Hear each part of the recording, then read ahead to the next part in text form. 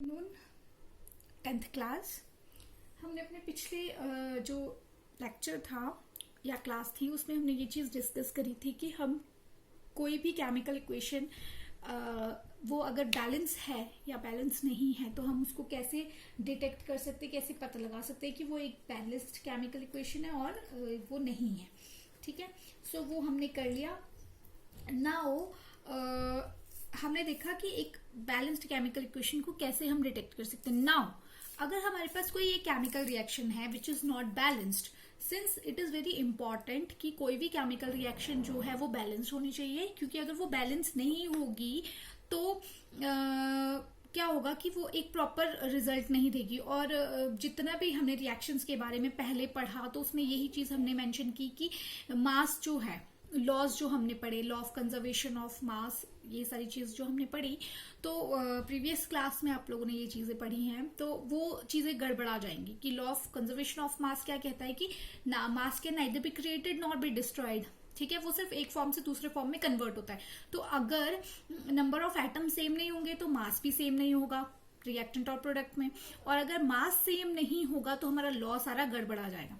So it is always, आपने ध्यान रखना है इस बात का कि कोई भी केमिकल रिएक्शन है वो हमेशा बैलेंस्ड होनी चाहिए। सो अगर वो केमिकल रिएक्शन बैलेंस नहीं है तो उसे बैलेंस कैसे किया जाएगा, today we are going to do that कि एक केमिकल इक्वेशन अगर बैलेंस नहीं है तो उसे कैसे बैलेंस किया जाता है। ठीक है, so the topic of today is balancing a chemical equation, or how can we balance a chemical equation.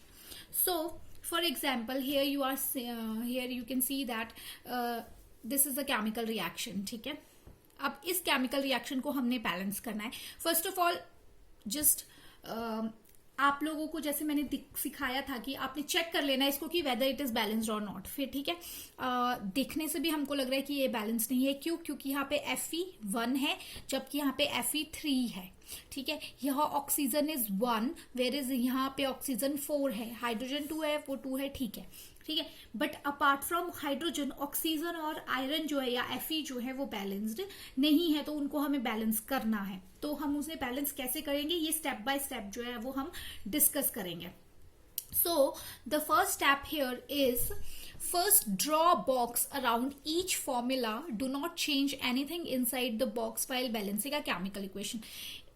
आपको ऐसा नहीं है कि आपको कोई केमिकल इक्वेशन बैलेंस करनी है तो उसमें आपने बॉक्स ड्रॉ कर ही लेना है। ठीक है, the purpose of drawing this box is कि आपने जब ये बॉक्स ड्रॉ कर दिया, इट मीन्स ये एरिया, इस बॉक्स के अंदर का जितना भी एरिया है दैट इज रिस्ट्रिक्टेड, आप उसके अंदर कोई चेंज नहीं कर सकते। इस बॉक्स ड्रॉ करने का मतलब ये है। इसका मतलब ये नहीं है कि कोई भी केमिकल रिएक्शन आप लिखते तो वहां पे बॉक्स ड्रॉ करना है, नहीं। इस बॉक्स ड्रॉ करने का पर्पस जो है वो सिर्फ इतना है कि जितना अगर अराउंड, जैसे इस Fe के अराउंड आपने एक बॉक्स ड्रॉ कर लिया या सर्कल ड्रॉ कर लिया, तो उस सर्कल के अंदर आप कोई चेंजेस नहीं कर सकते। मतलब कि ये जो एरिया है दैट इज रिस्ट्रिक्टेड एरिया, इस एरिया में आप कोई चेंजेस नहीं कर सकते। बॉक्स ड्रॉ करने का मतलब ये है।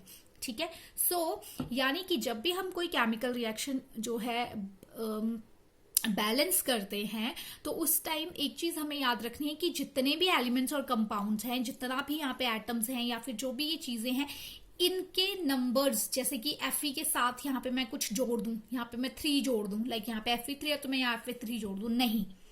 इट मीन्स कि जितना ये बॉक्स का एरिया, इस बॉक्स के अंदर मैं कोई चेंजेस नहीं कर सकती हूँ, Fe के साथ में कोई चेंजेस नहीं कर सकती हूँ। फिर हम केमिकल इक्वेशंस कैसे बैलेंस करेंगे? अगर मैं Fe में कोई चीज चेंज नहीं कर सकती, इस बॉक्स के अंदर कोई चेंज नहीं कर सकती, फिर हम कैसे इसको बैलेंस करेंगे? सो वो देखते हैं नेक्स्ट स्टेप में। So the next step we have is make a list of unbalanced elements, यानी जो अनबैलेंस्ड एलिमेंट्स हैं उनकी हमें लिस्ट बना रही है, जैसे कि हमने प्रीवियस उसमें बनाई थी। एलिमेंट्स के नाम यहाँ पे लिख दिए कि ठीक है, अब हम सारे एलिमेंट्स के नाम लिखेंगे। क्यों? क्योंकि ये आपको पता चलेगा बाद में कि अब आप लोग ऐसे बोलोगे कि हाइड्रोजन तो बैलेंस है, हाइड्रोजन को लिखने की क्या जरूरत है। बट जब हम ये रिएक्शन बैलेंस करेंगे तो हाइड्रोजन के एटम्स भी थोड़ा ऊपर नीचे होंगे, तो इसलिए हम हाइड्रोजन को भी लिख लेंगे। ये चीज समझ में आ गई सबको?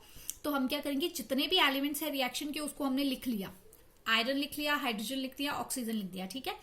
नाउ अब जैसे हमने प्रीवियस किया था, क्या किया था, नंबर ऑफ एटम्स लिखे थे, रिएक्टेंट में कितने, प्रोडक्ट में कितने, रिएक्टेंट में, प्रोडक्ट में। सिमिलरली ऑक्सीजन के रिएक्टेंट में कितने और प्रोडक्ट में कितने, ये हमने एलिमेंट्स लिख दिए। सो this is your second step कि हमने क्या करना है, जो भी एलिमेंट्स है उनको लिख लेना है, उनके नंबर ऑफ एटम्स को भी लिख लेना है, ठीक है। नाउ द नेक्स्ट स्टेप और the third step that we have is, it is convenient to start balancing with the compound that contains the maximum number of atoms। यानी कि हम उस कंपाउंड से या उस एलिमेंट से, उस सब्सटेंस से स्टार्ट करेंगे जिसमें कि मैक्सिमम नंबर ऑफ एटम है। अगर हम रिएक्शन को ध्यान से देखें तो सबसे ज्यादा नंबर ऑफ एटम है ऑक्सीजन के, तो सबसे पहले हम क्या करेंगे, ऑक्सीजन को बैलेंस करेंगे। सो अब हम ऑक्सीजन को बैलेंस करेंगे कैसे, सो थर्ड स्टेप में हम क्या करेंगे, यहाँ पे ऑक्सीजन का लिख लेंगे और यहाँ पे लिखेंगे नंबर ऑफ एटम उसके रिएक्टेंट में कितने थे, 1 थे, ठीक है, इनिशियली 1 थे, और एटम प्रोडक्ट में कितने थे, 4 थे। तो यानी हमें दोनों को बैलेंस करना है। बैलेंस कैसे करना है, अब 4 में से तो हम एटम्स निकाल तो सकते नहीं है, ठीक है, बट एटम्स ऐड कर सकते हैं, ठीक है। तो हम क्या करेंगे, इंटू 4 कर देंगे, ठीक है। हम यहाँ पे रिएक्टेंट में क्या करेंगे, 1 इंटू 4 कर देंगे इज इक्वल्स टू 4। यानी कि 1 रिएक्टेंट में हमने कहाँ पे ऐड करना है, हमने रिएक्टेंट पे 4 ऐड करना है। 1 तो था, हमने किससे मल्टीप्लाई कर दिया, 4 से मल्टीप्लाई कर दिया। तो रिएक्टेंट में 4 कहाँ ऐड करना है ये देखेंगे। So this is the reaction in which here oxygen is 4, whereas यहाँ पे ऑक्सीजन कितना है, 1 ही है। तो हमने कहाँ पे 4 ऐड कर दिया, यहाँ पे मल्टीप्लाई किया 4 को यहाँ पे। इस बॉक्स के अंदर कोई चेंज नहीं करना, ये इसका मतलब है। बॉक्स ड्रॉ करने का मतलब ये नहीं, मतलब ये था कि हम इसके बॉक्स के बाहर मल्टीप्लाई कर सकते हैं 4 को, ये नहीं कि हम यहाँ पे 4 लिख दे रहे हैं इसके नीचे, नो, ये नहीं करना। हमने कहाँ लिखना है, बाहर, इस बॉक्स के बाहर यहाँ 4 हमने मल्टीप्लाई कर देना है रिएक्टेंट में। तो यानी कि अब ये 4 जो है हमारा, ये कितना हो गया, ऑक्सीजन के लिए काउंट किया जाएगा तो कितने हो गए, 4 ऑक्सीजन हो गए, यहाँ पे भी 4 ऑक्सीजन हो गए, हमारे ऑक्सीजन बैलेंस हो गए। Here you can see हमने क्या किया, उस हाइड्रोजन के साथ रिएक्शन, मैंने आपको बताया कि वो जो वाटर का मॉलिक्यूल था उसके साथ हमने यहाँ पे क्या किया, 4 मल्टीप्लाई कर दिया। तो जो बॉक्स ड्रॉ किया था उसका मतलब क्या था कि हमने उस बॉक्स के अंदर कोई छेड़खानी नहीं करनी है, हमने उसके बाहर 4 मल्टीप्लाई करना है, ठीक है। सो इस तरह से हमारा ऑक्सीजन क्या हो गया, बैलेंस हो गया। अब जब हमने 4 मल्टीप्लाई किया, हमारा रिएक्टेंट में कितने एटम्स हो गए ऑक्सीजन के, 4 हो गए, और प्रोडक्ट में तो 4 थे ही थे, ठीक है। सो हमारा ऑक्सीजन क्या हो गया, बैलेंस हो गया। Now the fourth step, now in our fourth step हम आयरन में और हाइड्रोजन में से किसी भी एटम को जो है वो बैलेंस कर सकते हैं। सिंस अब हाइड्रोजन जो है वो भी अनबैलेंस हो गया। कैसे अनबैलेंस हो गया, पहले तो हाइड्रोजन के 2 थे तो रिएक्टेंट में भी 2 थे, बट अब हाइड्रोजन के आगे यहाँ पे 4 ऐड हो चुका है, तो 4 2 जा 8, यानी हाइड्रोजन के कितने एटम्स हो गए, 8 एटम्स हो गए। तो इसलिए हमने हाइड्रोजन को लिख लिया था अनबैलेंस्ड में। क्यों, क्योंकि जब हम एटम्स ऐड करेंगे तो हाइड्रोजन भी क्या हो गया, अनबैलेंस हो गया। सो अब हमारे पास हाइड्रोजन और Fe बचे जो अनबैलेंस हो चुके हैं, ठीक है। अब हम इन दोनों में से किसी एक को जो है वो पिक कर लेंगे। हमने किसको पिक किया, हमने पिक किया हाइड्रोजन को। नाउ हाइड्रोजन के अब रिएक्टेंट में कितने एटम्स हैं, 8 एटम्स है। पहले तो 2 ही थे, बट जब हमने 4 ऐड किया तो कितने हो गए, 8 एटम्स हो गए। बट प्रोडक्ट में कितने हैं, 2 ही हैं, क्योंकि प्रोडक्ट में हमने कोई छेड़छाड़ नहीं की। नाउ अब क्या करेंगे, हम इस 2 को 8 में कैसे कन्वर्ट कर सकते हैं, जब हम इसको 4 से मल्टीप्लाई कर दें। तो 4 2 जा 8 कन्वर्ट हो गया, यानी कि हमने प्रोडक्ट वाला जो हाइड्रोजन है उसके साथ उसके साथ 4 को मल्टीप्लाई करना है। तो हमारे पास हाइड्रोजन वॉज दिस, इस फॉर्म में लिखा हुआ है रिएक्शन में, हमने उसको किसके साथ मल्टीप्लाई कर दिया, 4 के साथ। इसको रिएक्शन में देखते हैं। This is your hydrogen in reactant side. तो हमने क्या करा, यहाँ पे 4 के साथ इसको मल्टीप्लाई कर दिया, ठीक है। 2 के साथ कोई छेड़खानी नहीं की थी, यहाँ पे क्या किया, उसको 4 के साथ मल्टीप्लाई कर दिया। ये बात समझ में आ गई। Now we can see that कि हमारा जो हाइड्रोजन है वो रिएक्टेंट में 8 और प्रोडक्ट में भी अब 8 हो गया। तो हमारा हाइड्रोजन क्या हो गया, बैलेंस हो गया, ठीक है। Now the other element that we have is unbalanced, it is iron, Fe। तो अब क्या करना है, हमने आयरन को यानी Fe को बैलेंस करना है। सो बैलेंसिंग के लिए हमने क्या करना है, हम देख रहे हैं कि जो आयरन है वो रिएक्टेंट में कितना है, 1 है, जबकि प्रोडक्ट में उसकी क्वांटिटीज 3 एटम्स, ठीक है। तो अब हम क्या करेंगे, इस एक को अगर हम 3 से मल्टीप्लाई करें तो रिएक्टेंट में भी इसकी जो क्वांटिटी या नंबर ऑफ एटम्स होंगे वो 3 हो जाएंगे, जबकि प्रोडक्ट में तो ऑलरेडी 3 है ही। तो अब रिएक्टेंट में हम क्या करेंगे, 3 को मल्टीप्लाई करेंगे Fe के साथ, ठीक है, एक Fe था इंटू 3 कर देंगे। तो इसको रिएक्शन में देखते हैं। So this is your reaction, ये रहा आपका रिएक्टेंट का Fe। तो रिएक्टेंट में जो आयरन है हमारे पास एक है, यहाँ पे कोई नंबर नहीं है, इसका मतलब एक। वेयर एज अगर हम यहाँ पे देखें, प्रोडक्ट में देखें तो हमारे पास 3 है।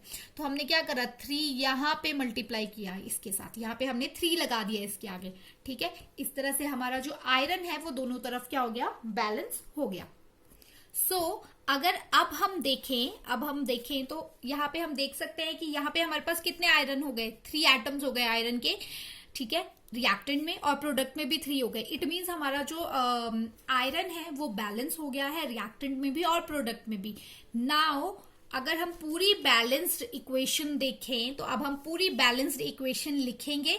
साथ में एक चीज और क्या मेंशन की जाती है, फिजिकल स्टेट मेंशन की जाती है along with the chemical formula, की जो भी सब्सटेंस हमने लिए, जो भी एटम्स या मॉलिक्यूल्स, कंपाउंड्स जो भी हमने लिए, वो किस फिजिकल स्टेट में है वो भी हम मेंशन कर सकते हैं अपनी केमिकल रिएक्शन में। सो एक बार बैलेंस्ड केमिकल इक्वेशन दोबारा से देखते हैं। Since there is 3Fe, Fe के आगे 3 लगाया है, यहाँ पे 3 नहीं लगाया है क्योंकि हम इसके साथ कोई वो नहीं कर सकते, कोई भी छेड़खानी नहीं कर सकते, हम इसमें इसके पास जो है वो ऐड 3 नहीं कर सकते। सिमिलरली 4 वाटर मॉलिक्यूल्स, ठीक है, 4 वाटर मॉलिक्यूल, 4 into H2O की है, that gives us Fe3O4 plus 4H2।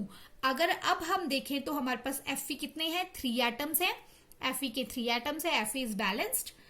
Hydrogen, अगर सिर्फ हाइड्रोजन की बात हो रही है यहाँ पे, अभी सिर्फ अगर हम हाइड्रोजन देखें, 4 2 8 हाइड्रोजन है हमारे पास रिएक्टेंट साइड में, एंड सिमिलरली 8 हाइड्रोजन हमारे पास प्रोडक्ट साइड में, तो हाइड्रोजन भी हमारे बैलेंस हो गए। Now if we talk about oxygen, तो दिस 4 जो है ये हाइड्रोजन के लिए भी काउंट होगा और ऑक्सीजन के लिए भी काउंट होगा। तो 4 ऑक्सीजन हमारे पास, अगर हम यहां पर देखें तो वी हैव 4 ऑक्सीजन, तो इट मीन्स हमारा जो पूरी केमिकल रिएक्शन है या इक्वेशन है वो अब क्या हो गई है, बिल्कुल बैलेंस हो गई है। तो इस तरह से ये कुछ स्टेप्स फॉलो करके हम किसी भी केमिकल इक्वेशन को बैलेंस कर सकते हैं। अब मेन ये जो केमिकल रिएक्शन था, ये केमिकल इक्वेशन को बैलेंस करने का ये जो तरीका था, इसमें आपको बताने का मतलब क्या था, ये था कि आपने हर एक एटम्स को देखना है कि वो रिएक्टेंट में कैसे हैं और प्रोडक्ट में वो कैसे हैं, तो उस हिसाब से आपने उनको बैलेंस करना है। फर्स्ट चीज ये। सेकेंड चीज ये कि आपने कोई भी नंबर जो है वो ना यहाँ ऐड करना है ना इसके साथ यहाँ ऐड करना है, वो आपने आगे मल्टीप्लाई करना है। सिर्फ मल्टीप्लाई करके ही आप जो है नंबर ऑफ एटम्स को चेंज कर सकते हो। जैसे कि यहाँ पे Fe3O4 लिखा है, तो ये नहीं कि आप अपनी मर्जी से यहाँ पे 4 लगा रहे हो, 5 लगा रहे हो, ऐसे नहीं, आपने आगे ही नंबर्स को मल्टीप्लाई करके एटम्स जो है वो चेंज करने हैं। So this is the way और the process by which we can balance a chemical reaction or a chemical equation. So this is all about today's topic. Now you have to solve the questions of page number 6, that is question number 1 to 3 from your textbook. Thank you.